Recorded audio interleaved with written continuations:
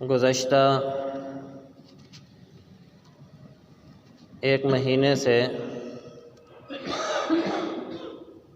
آپ حضرات جانتے ہیں کہ بیت المقدس کا جو معاملہ ہے کہ یہود نے فلسطین کے اوپر جو حملہ کیا اور اس کے اندر بے گناہ بچے، عورتیں اور جوان شہید ہوئے ہیں، اس حوالے سے کچھ گفتگو آپ حضرات کے سامنے عرض کرنی مقصد ہے۔ اس جمعۃ المبارک میں انشاءاللہ بیت المقدس یا اس کے ارد گرد کا جو علاقہ فلسطین شام کہلاتا ہے، اس کی فضیلت قرآن اور احادیث میں جو آئی ہے اس پر انشاءاللہ گفتگو عرض کروں گا۔ یہ جمعہ ایک تمہیدی جمعہ ہے، یعنی بیت المقدس اور اہل شام یا سرزمین شام کی جو فضیلت قرآن اور حدیث میں آئی ہے، تاکہ ہمیں پتہ چل سکے کہ یہ مہینہ یعنی یہ جگہ اور یہ سرزمین کتنی مقدس ہے۔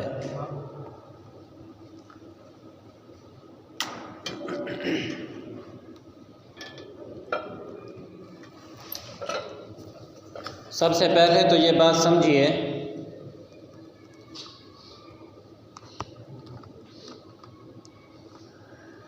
کہ شام وہ سرزمین ہے جہاں اللہ تعالیٰ نے بہت سارے انبیاء علیہ السلام کو مبعوث فرمایا ہے،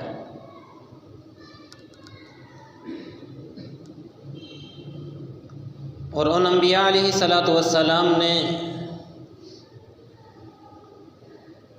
اپنے اپنے وقت کے حساب سے لوگوں کو دعوت توحید دی ہے،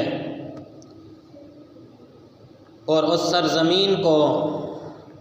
اللہ کے کلمے سے بلند و بالا کیا ہے، اور اپنی پیشانیوں سے اس سرزمین کو منور کیا ہے۔ حضرت ابراہیم، حضرت لوط علیہ السلام، حضرت داؤد علیہ السلام، حضرت سلیمان علیہ السلام، حضرت موسیٰ علیہ السلام، حضرت عیسیٰ علیہ السلام جیسے برگزیدہ انبیاء علیہ السلام شام کے علاقے کے اندر تشریف لائے۔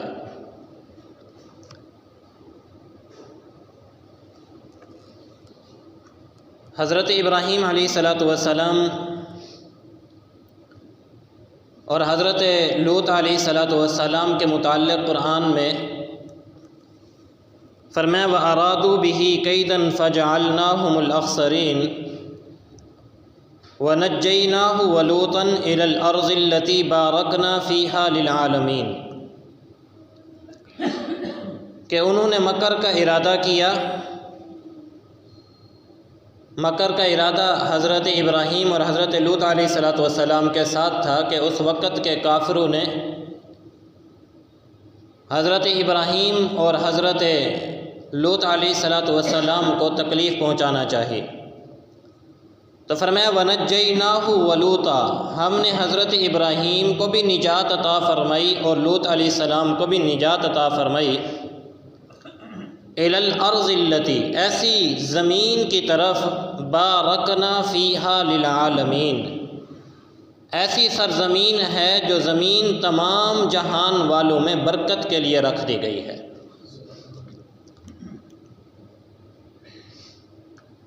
امام ابن جریر الطبری رحمۃ اللہ علیہ اور حافظ ابن کثیر رحمۃ اللہ علیہ نے لکھا ہے کہ اس سرزمین سے مراد یہ وہ سرزمین ہے جس کو شام کہا جاتا ہے۔ کیونکہ حضرت ابراہیم علیہ الصلاۃ والسلام کی ہجرت جو تھی وہ شام کے علاقے کی طرف تھی۔ اس کے بعد حضرت سلیمان علیہ الصلاۃ والسلام کا تذکرہ بھی قرآن مجید میں موجود ہے۔ علامہ ابن جریر الطبری رحمۃ اللہ علیہ فرماتے ہیں کہ تجری الریح بامر سلیمان الی الارض التي بارکنا فیها یعنی الی الشام، کہ حضرت سلیمان علیہ الصلاۃ والسلام ہوا کو جہاں چاہتے تھے حکم فرماتے وہ ہوا لے جاتی تھی، اور جب واپس آنے کا ارادہ ہوتا تھا تو اس ہوا کو حکم فرماتے تھے کہ اے ہوا جاؤ اس زمین کی طرف التی بارکنا فیہا، جس زمین کے اندر اللہ رب العزت نے برکتیں ہمارے لیے رکھ دی ہیں۔ تو علامہ ابن جریر فرماتے ہیں کہ یہ زمین شام کی زمین تھی جس کی طرف حضرت سلیمان علیہ الصلاۃ والسلام اپنے کاموں سے فارغ ہو کر واپس لوٹتے تھے۔ اسی طرح حضرت موسیٰ علیہ الصلاۃ والسلام کا تذکرہ قرآن مجید میں فرمایا یا قوم ادخلوا الارض المقدسۃ التی کتب اللہ لکم، کہ اے میری قوم اس مقدس زمین میں داخل ہو جاؤ جو اللہ نے تمہارے لیے لکھ دی ہے۔ حضرت موسیٰ علیہ الصلاۃ والسلام جب اپنی قوم کو لے کر وادی تیہ کے اندر پہنچے تو انہیں اصل میں حکم تھا اس شام کے علاقے کے اندر داخل ہونے کا۔ تو حضرت موسیٰ علیہ الصلاۃ والسلام نے اپنی قوم کو یہی بات سمجھائی کہ اس زمین کے اندر اللہ نے تمہارے لیے برکتیں رکھی ہیں، لہٰذا تم اس زمین کے اندر داخل ہو جاؤ۔ ایک اور مقام پہ سورۃ 3 کے اندر اللہ تعالیٰ نے 3 جگہوں کی قسمیں کھائی ہیں۔ فرمایا والتین والزیتون وطور سینین وہذا البلد الامین۔ تو حافظ ابن کثیر رحمۃ اللہ علیہ فرماتے ہیں کہ قسم ہے، اللہ فرماتے ہیں مجھے انجیر کی اور زیتون کی۔ یہ دراصل اس جگہ کی قسم ہے جہاں پر انجیر اور زیتون بکثرت ہوتا ہے، اور اس سے مراد سیدنا حضرت عیسیٰ علیہ الصلاۃ والسلام کی بعثت کی جگہ ہے، یعنی شام کا علاقہ جہاں حضرت عیسیٰ علیہ الصلاۃ والسلام مبعوث ہوئے۔ اس کے بعد فرمایا وطور سینین، مجھے قسم ہے طور سینین کی، اس سے مراد وہ جگہ ہے جہاں حضرت موسیٰ علیہ الصلاۃ والسلام کو اللہ نے شرف نبوت بخشا۔ اور تیسری فرمایا وہذا البلد الامین، مجھے قسم ہے اس بلد امین کی، اس سے مراد مکۃ المکرمہ ہے جہاں میرے اور آپ کے آقا نبی علیہ الصلاۃ والسلام تشریف لائے۔ تو پتہ چلتا ہے کہ اللہ تعالیٰ نے قرآن مقدس کے اندر ارض فلسطین کو، شام کو قرآن میں بابرکت جگہ بنایا ہے اور مقدس جگہ بنائی ہے۔ قرآن مجید میں جہاں بھی اس جگہ کا تذکرہ آیا ہے، فلسطین کا تذکرہ آیا، شام کا تذکرہ آیا، تو اللہ تعالیٰ نے اس زمین کے متعلق مقدس فرمایا کہ ہم نے اس زمین کو برکت والی، مقدس اور عظمت والی بنایا ہے۔ اب ذرا سنیے، میں نے 4 بڑے بڑے نبیوں کا تذکرہ کیا ہے، جہاں میرے اور آپ کے پیارے نبی صلی اللہ علیہ وسلم کی بات آئی تو وہاں بھی اللہ تعالیٰ نے اس زمین کا برکت کے ساتھ ذکر فرمایا ہے۔ فرمایا سبحان الذی اسری بعبدہ لیلا من المسجد الحرام الی المسجد الاقصی الذی بارکنا حولہ۔ اللہ فرماتے ہیں پاک ہے وہ ذات جو اپنے بندے کو مسجد حرام سے مسجد اقصی تک لے گئی، اور یہ مسجد اقصی ایسی بابرکت فرمایا کہ جگہ ہے کہ اس کے ارد گرد بھی جتنی جگہ ہے ہم نے اس کے اندر برکتیں ڈال دی ہیں۔ اس مسجد کی عظمت، اس جگہ کی عظمت کا اندازہ اسی بات سے لگایا جا سکتا ہے کہ میرے نبی صلی اللہ علیہ وسلم کا آسمانوں پہ سفر کی ابتدا مسجد اقصیٰ سے شروع ہوتی ہے، اور یہاں پر اللہ تعالیٰ نے تمام انبیاء علیہ السلام کو جمع فرما کر میرے نبی صلی اللہ علیہ وسلم کی امامت کروائی ہے۔ اس سے ہی اس بات کا اندازہ لگایا جا سکتا ہے کہ یہ مسجد اور یہ جگہ کتنی بابرکت اللہ تعالیٰ نے بنائی ہے۔ صرف قرآن مجید کے اندر ہی نہیں ان جگہوں کی فضیلت، بلکہ احادیث میں بھی کثرت کے ساتھ نبی علیہ السلام نے اس جگہ کی فضیلت کے بارے میں ذکر فرمایا ہے۔ ذرا سنیے، حدیث میں آتا ہے، اور یہ روایت ترمذی شریف اور مستدرک حاکم دونوں نے اس روایت کو نقل فرمایا ہے۔ فرماتے ہیں طوبیٰ للشام، نبی علیہ السلام نے فرمایا شام والوں کے لیے خوشخبری ہے۔ اور میں نے یہ بات عرض کی کہ شام اس وقت میں یہ چھوٹا سا علاقہ نہیں تھا جو اب ہے۔ اس شام کے اندر اردن بھی شامل ہے، فلسطین بھی شامل ہے، اور اس کے ارد گرد یعنی لبنان وغیرہ یہ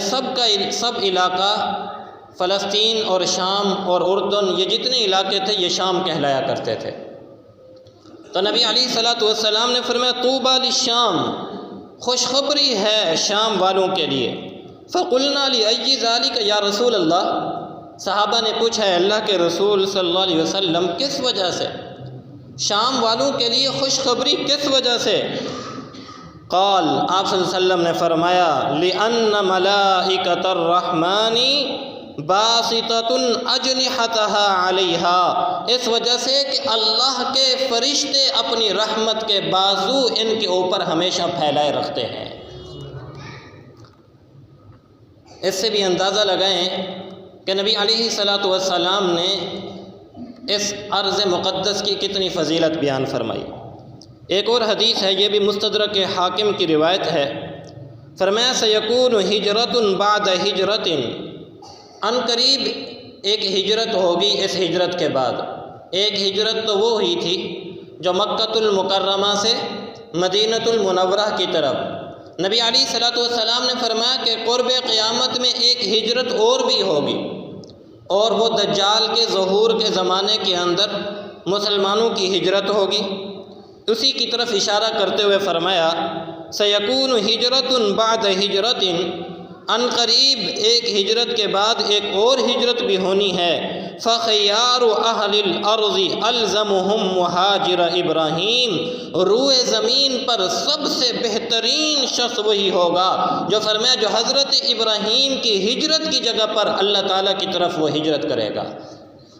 اور حضرت ابراہیم کی ہجرت کی جگہ کون سی تھی؟ میں نے ابھی عرض کی کہ شام کا علاقہ تھا۔ ایک اور حدیث میں ہے، اور یہ حدیث مبارکہ ترمذی شریف اور مسند احمد کے اندر ہے۔ آپ صلی اللہ علیہ وسلم نے فرمایا ستخرج نار من حضر موت او من نحو بحر حضر موت، فرمایا حضر موت سے ایک آگ نکلے گی، یا تو اس علاقے سے نکلے گی، یا فرمایا کہ حضر موت کے علاقے میں جو سمندر ہے وہاں سے آگ نکلے گی۔ اور پھر کیا ہوگا؟ آپ صلی اللہ علیہ وسلم نے ارشاد فرمایا قبل یوم القیامہ، یہ جو واقعہ پیش آئے گا آگ کے نکلنے کا یہ قیامت سے پہلے ہوگا۔ تحشر الناس، یہ آگ لوگوں کو جمع کر دے گی۔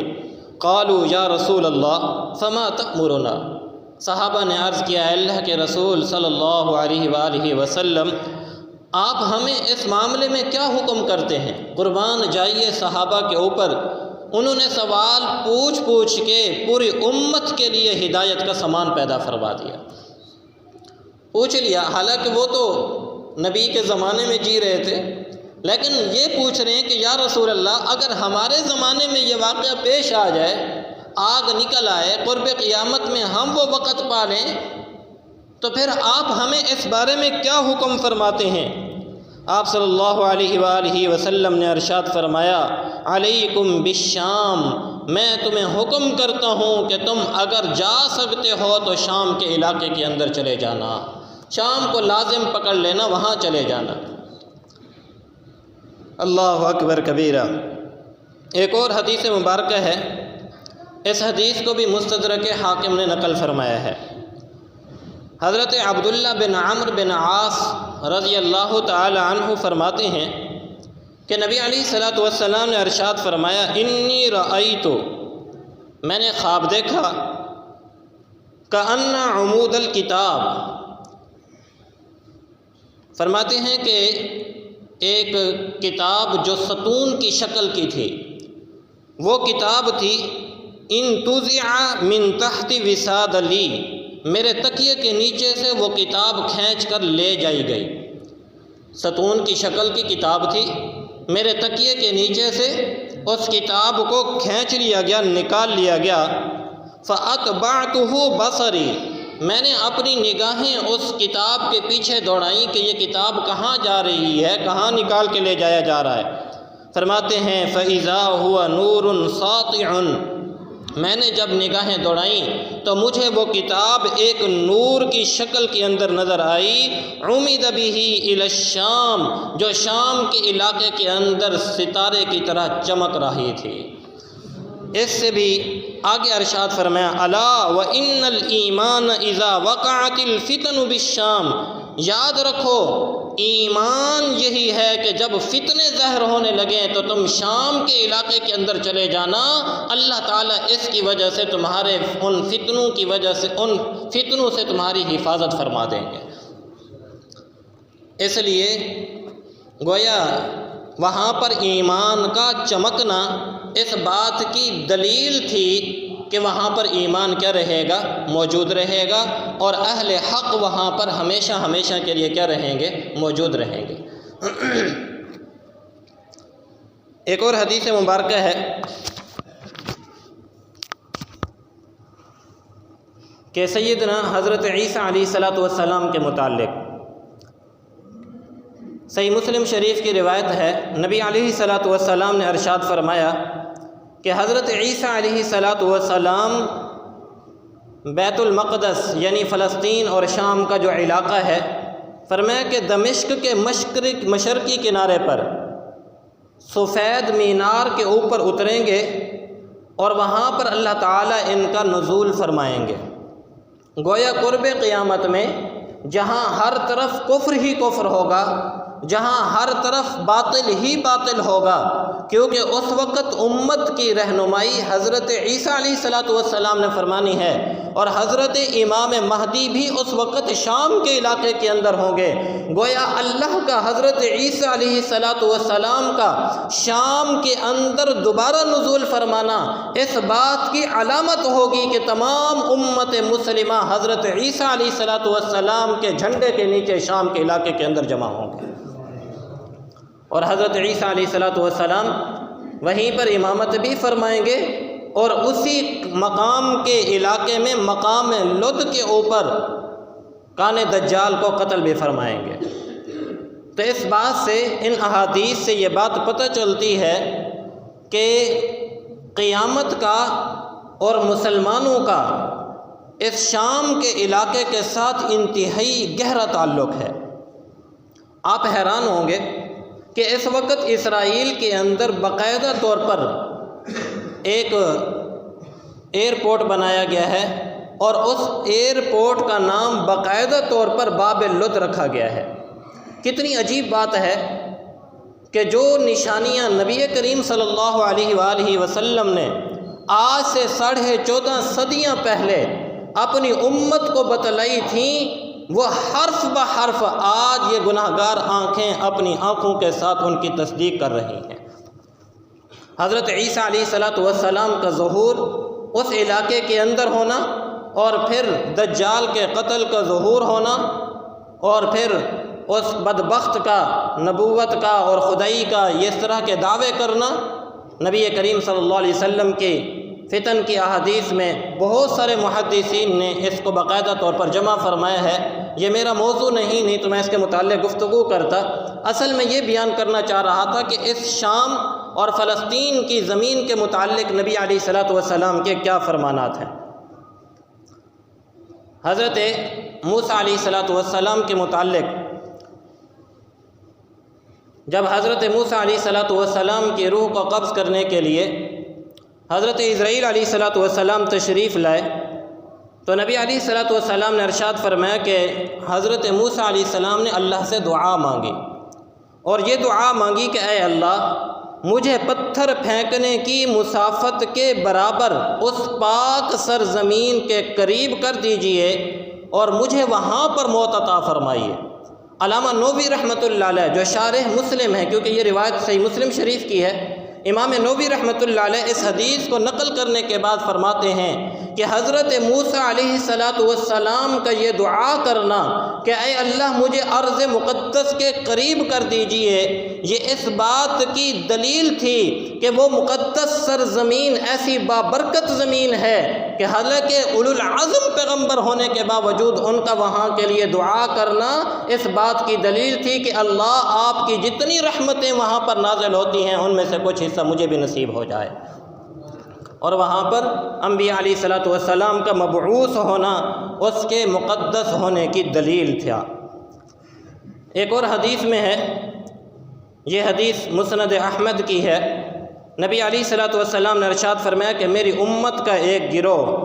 ہمیشہ دین پر قائم رہے گا اور اپنی مخالفین پر غالب رہے گا۔ اس کی مخالفت کرنے والا کوئی بھی مخالفت کرے، فرمایا کہ ان کو اس کا مخالفت کرنا نقصان نہیں پہنچا سکے گا سوائے اس تکلیف کے جو اللہ رب العزت نے ان کے مقدر میں لکھ دی ہے۔ جو اللہ تعالیٰ کی طرف سے مقدر ہے تکلیف وہ تو ان کو ملنی ہے، لیکن کسی نقصان کرنے والے کا، مخالفت کرنے والے کا مخالفت کرنا ان کو کوئی نقصان نہیں پہنچا سکے گا۔ اور آگے ارشاد فرمایا کہ اللہ کا حکم آنے تک وہ بدستور اسی طرح رہیں گے۔ صحابہ نے پوچھا اللہ کے رسول صلی اللہ علیہ وسلم یہ طبقہ، یہ گروہ کہاں پر ہوگا؟ آپ صلی اللہ علیہ وسلم نے ارشاد فرمایا بیت المقدس اور اس کے آس پاس کے علاقے کے اندر موجود ہے۔ اسی لیے حدیث مبارکہ میں نبی علیہ الصلوۃ والسلام کا ارشاد ہے کہ امت کے اندر ہمیشہ 40 ابدال رہتے ہیں۔ ابدال ایک مقام ہے، ایک مرتبہ ہے جو اللہ تعالیٰ اس امت کے لوگوں کو عطا فرماتے ہیں، اور ان میں ارشاد فرمایا کہ بیک وقت 30 ابدال جو ہیں وہ شام کے علاقے کے اندر رہتے ہیں اور باقی 10 ابدال پوری روئے زمین کے اندر رہتے ہیں۔ جب ان میں سے کوئی ایک فوت ہو جاتا ہے اللہ اس کے مقام کے اوپر کسی اور کو فائز فرما دیتے ہیں۔ اس سے بھی پتہ چلتا ہے کہ یہ شام کا علاقہ جو ہے یہ خاص اللہ رب العزت کی رحمتوں کا مرکز رہا ہے۔ اور پھر آج ہم نے صبح ایک حدیث پڑھی جو آپ حضرات کے سامنے پڑھی گئی کہ نبی علیہ الصلوۃ والسلام نے ارشاد فرمایا کہ میں اپنی ماں کے خواب کی بشارت بھی ہوں کہ میں جب پیدا ہوا تو ایک نور نکلا جس سے شام کے محلات روشن ہو گئے۔ اس حدیث کی تفسیر کے اندر محدثین نے بڑی زبردست بات کی ہے کہ علاقہ تو اور بھی بہت سارے تھے لیکن خاص طور پہ شام کے محلات کا دکھلایا جانا اور پھر شام کے اندر نور نبوت کا ظاہر ہونا، ان کے محلات کا روشن ہونا، یہ اس بات کی دلیل تھی کہ نبی علیہ الصلوۃ والسلام کے نور نبوت کی سب سے پہلی روشنی بھی اور قیامت تک نور نبوت کی روشنی بھی اسی شام کے علاقے کے اندر باقی رہے گی۔ جس طرح میرے نبی صلی اللہ علیہ وآلہ وسلم کی نبوت تا قیامت باقی رہے گی، اسی طرح نور نبوت بھی اس علاقے کے اندر کیا رہے گا؟ باقی رہے گا۔ تو گویا یہ اس بات کی علامت تھی۔ ایک اور روایت ہے، یہ جامع صغیر کی روایت ہے اور امام ترمذی رحمۃ اللہ علیہ نے بھی اس حدیث کو نقل فرمایا ہے۔ حضرت قرہ رضی اللہ تعالی عنہ ارشاد فرماتے ہیں، مرہ رضی اللہ تعالی عنہ کہ اذا فسد اہل الشام فلا خیر فیکم، نبی علیہ الصلوۃ والسلام نے ارشاد فرمایا کہ جب اہل شام کے اندر فساد برپا ہو جائے، ان کے اندر فساد برپا ہو جائے تو تمہارے اندر بھی کوئی خیر باقی نہیں رہے گی۔ آج اہل شام کے علاقے کے حالات کو دیکھ لیجئے، وہاں کیا کچھ ہو رہا ہے اور کس طرح کے فسادات وہاں پھیل چکے ہیں۔ اس لیے نبی علیہ الصلوۃ والسلام نے ارشاد فرمایا اذا فسد اہل الشام فلا خیر فیکم، فرمایا جب اہل شام کے اندر فساد برپا ہو جائے تو پھر تمہارے اندر بھی کوئی خیر باقی نہیں رہے گی۔ ایک اور حدیث میں فرمایا الشام ارض المحشر والمنتشر، نبی علیہ الصلوۃ والسلام نے فرمایا کہ شام کی وہ سرزمین ایسی سرزمین ہے جہاں اللہ تعالیٰ قیامت میں لوگوں کو جمع فرمائیں گے اور قیامت والے دن وہیں سے حساب کتاب کے لیے بھی لوگوں کو اللہ منتشر فرمائیں گے۔ اس لیے شام کی جو سرزمین ہے، اس سرزمین کے متعلق قرآن اور احادیث کے اندر بہت ساری باتیں خاص طور پہ ذکر کی گئی ہیں، اور خاص طور پہ بیت المقدس کے حوالے سے بھی کچھ باتیں ہیں۔ یہ تو ایک عمومی جو روایات تھی میں نے آپ کے سامنے وہ پیش کی۔ خاص مسجد جو بیت المقدس ہے اس کے متعلق بھی کچھ احادیث آئی ہیں۔ حدیث میں حضرت ابو ذر رضی اللہ تعالی عنہ فرماتے ہیں کہ ایک مرتبہ میں نے نبی علیہ الصلوۃ والسلام سے پوچھا کہ روئے زمین پر سب سے پہلی مسجد کون سی بنائی گئی؟ تو آپ صلی اللہ علیہ وسلم نے ارشاد فرمایا کہ مسجد حرام۔ پھر میں نے پوچھا کہ اس کے بعد کون سی مسجد سب سے پہلے بنائی گئی؟ تو نبی علیہ الصلوۃ والسلام نے ارشاد فرمایا کہ مسجد اقصیٰ۔ یہ بخاری شریف کی روایت ہے اور حضرت ابو ذر رضی اللہ تعالی عنہ اس روایت کے راوی ہیں۔ دوسری ایک اور حدیث میں ہے کہ حضرت سلیمان علیہ الصلوۃ والسلام نے دعا مانگی تھی جب بیت المقدس کی تعمیر فرمائی۔ آپ حضرات جانتے ہیں کہ بیت المقدس کی تعمیر سیدنا حضرت سلیمان علیہ الصلوۃ والسلام نے جنات کے ذریعے سے کروائی تھی۔ قرآن میں اس کا واقعہ تفصیل کے ساتھ مذکور ہے کہ حضرت سلیمان علیہ الصلوۃ والسلام فرشتوں کے نگرانی فرمایا کرتے تھے، اور ایک انہوں نے شیشے کا ایک گھر بنوایا تھا، اس کے اندر رہتے تھے کہ شیطان یہ سمجھیں کہ حضرت سلیمان علیہ الصلوۃ والسلام ہمیں دیکھ رہے ہیں۔ اللہ کی شان دیکھیے کہ جس لکڑی کا سہارا لے کر وہ ان جنات کی نگرانی کر رہے تھے، وہیں پر حضرت سلیمان علیہ الصلوۃ والسلام کو اللہ تعالیٰ نے موت عطا فرما دی، اور پھر اس لکڑی کو گھن کھاتی رہی، اور یہ جنات یہ سمجھتے رہے کہ حضرت سلیمان علیہ الصلوۃ والسلام ہماری نگرانی کر رہے ہیں، جب کہ حضرت سلیمان علیہ الصلوۃ والسلام کی روح کیا کر چکی تھی؟ پرواز کر چکی تھی۔ یہاں میں اگر ایک بات عرض کر دوں، ناراض نہ ہوں، یہ جو لوگ ہم جاتے ہیں نا، کہتے ہیں ہمیں بتا دیجئے، آپ کے جنات بتا دیتے ہیں کہ ہمارے اوپر کیا ہو گیا ہے، کس نے ہماری چوری کر دی ہے، کس نے ہمارے ساتھ کیا کر دیا ہے۔ وہاں تو حضرت سلیمان علیہ الصلوۃ والسلام کی روح پرواز کر چکی ہے، بیت المقدس کی تعمیر ہو رہی ہے، وہ مزدوری کر رہے ہیں، اور جنات کو پتہ نہیں کہ حضرت سلیمان علیہ الصلوۃ والسلام تو وفات پا چکے ہیں۔ یہ بدبخت ایسے جھوٹے عامل آپ کے ایمان کے سوداگر بیٹھے ہیں، یا آپ کے ایمان کو برباد کرنے کے لیے بیٹھے ہیں۔ ایسے بدبختوں کے پاس نہ جایا کریں، یہ بدبخت آپ سے آپ کا پیسہ بھی چھینتے ہیں اور آپ سے آپ کا ایمان بھی چھینتے ہیں، پھر بتلاتے کہ ہیں تمہارے ہی گھر کے اندر کوئی ایسا ہے جس نے تمہارے اوپر کچھ کر دیا ہے، تمہارے ہی کوئی رشتہ دار ایسا ہے جس نے تمہارے اوپر کچھ کر دیا ہے۔ تو اس لیے ان بدبختوں کے پاس نہ جایا کریں۔ بہرحال میں بات عرض کر رہا تھا کہ حضرت سلیمان علیہ الصلوۃ والسلام نے جب بیت المقدس کی تعمیر کی تو اس وقت اللہ تعالیٰ سے 3 دعائیں مانگی۔ ان دعاؤں میں سے ایک دعا یہ بھی مانگی تھی کہ اے اللہ، جو شخص بھی یہاں آ کر ایک مرتبہ نماز پڑھ لے، اللہ اس کو گناہوں سے ایسا پاک اور صاف فرما دیجئے جیسے ماں کے پیٹ سے پیدا ہونے والا بچہ گناہوں سے پاک اور صاف ہوتا ہے، اللہ اس آدمی کو بھی ایسا پاک اور صاف فرما دیجئے۔ نبی علیہ الصلوۃ والسلام نے ارشاد فرمایا کہ حضرت سلیمان علیہ الصلوۃ والسلام نے جو یہ دعا مانگی تھی، مجھے امید ہے کہ اللہ تعالیٰ نے ان کی اس دعا کو ضرور قبول فرمایا ہوگا، اور جو شخص بھی وہاں نماز پڑھے گا اللہ اس کے گناہوں کو اسی طرح پاک اور صاف فرما دیں گے۔ اور حدیث مبارکہ کے اندر ارشاد فرمایا ثواب کے متعلق، نمازوں کے ثواب کے متعلق بات کرتے ہوئے فرمایا کہ جو شخص میری مسجد کے اندر یعنی مسجد حرام کے اندر نماز پڑھتا ہے، اللہ تعالیٰ اسے 1,00,000 نمازوں کے برابر ثواب عطا فرماتے ہیں۔ اور فرمایا کہ جو شخص بیت المقدس کے اندر ایک نماز پڑھتا ہے، اللہ تعالیٰ اسے 50,000 نمازوں کے برابر ثواب عطا فرماتے ہیں۔ اور بعض روایات میں 50,000 کی بجائے 500 کے بھی الفاظ آئے ہیں کہ 500 نمازوں کے برابر اللہ تعالیٰ اسے ثواب عطا فرماتے ہیں۔ ایک اور حدیث میں نبی علیہ الصلوۃ والسلام نے بیت المقدس کا تذکرہ کرتے ہوئے ارشاد فرمایا کہ بیت المقدس بہت اچھی نماز کی جگہ ہے، قریب ہے کہ ایک شخص کے پاس گھوڑے کی رسی کے برابر بھی کوئی جگہ ہو تو وہ اس گھوڑے کی رسی کے برابر جگہ کو بیچ کر بھی بیت المقدس کی اگر زیارت کرنا چاہے تو اس دنیا کے مال و متاع کو بیچ کر بھی اس بیت المقدس کی زیارت کرنے کے لیے وہ ضرور جائے گا۔ اگر اس کی تھوڑی سی گہرائی کو دیکھیں، زبردست الفاظ ہیں۔ نبی کریم صلی اللہ علیہ وسلم کے الفاظ انتہائی تھوڑے،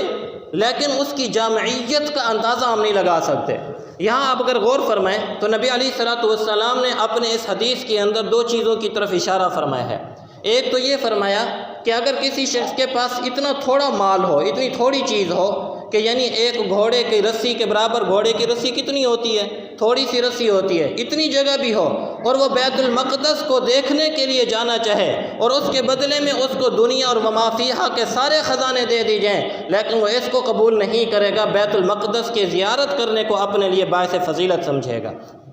یہاں گویا نبی علیہ الصلوۃ والسلام نے ایک تو مسلمانوں کے آزمائش کی طرف اشارہ کیا، گویا ایک وقت ایسا آئے گا مسلمانوں کے اوپر کہ ان کے لیے بیت المقدس تک پہنچنا مشکل ہو جائے گا، اور اس مشکل کے عالم کے اندر وہ اپنا سب کچھ بیچ کر بھی بیت المقدس جانا چاہیں تو فرمایا کہ وہ اپنا سب کچھ بیچ کر بھی بیت المقدس جانے کی کوشش فرمائیں گے۔ آج آپ دیکھ لیجئے مسلمان، ہم لوگ تو کیونکہ پاکستان میں رہتے ہیں نا، ہمارا تو ایمانی لیول بھی بہت کمزور ہو چکا ہے، اللہ معاف فرمائے۔ میں انشاءاللہ اس ٹاپک پر آگے انشاءاللہ مستقل کوئی 2-3 جمعے شاید ہو جائیں اسی عنوان پر بیت المقدس کے حوالے سے، کہ اس جمعہ میں صرف میں نے بیت المقدس کی فضیلت اور اہل شام کی فضیلت کے حوالے سے یہ عنوان تھا۔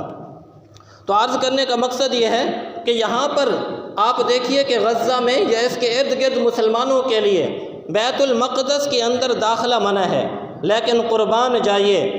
ان کے حالات کو دیکھیے۔ سوشل میڈیا کے اوپر ایسی بھی اب تک ویڈیوز موجود ہیں اور ان کی اس وقت کی کیفیات بھی موجود ہیں، بچے ان کے کٹتے ہیں، کٹ جائیں، ان کے اوپر بموں کی بارش ہوتی ہے، وہ اس بات کو قبول کرنے کو تیار ہیں، اپنے جسم کے ٹکڑے ٹکڑے ہو جائے اس بات کو یعنی تیار کرنے کو قبول ہیں، لیکن بیت المقدس کے اندر ان کی چاہت یہ ہوتی ہے کہ ہمیں کوئی جگہ مل جائے اور نماز ہم اللہ کے حضور ادا کر سکیں۔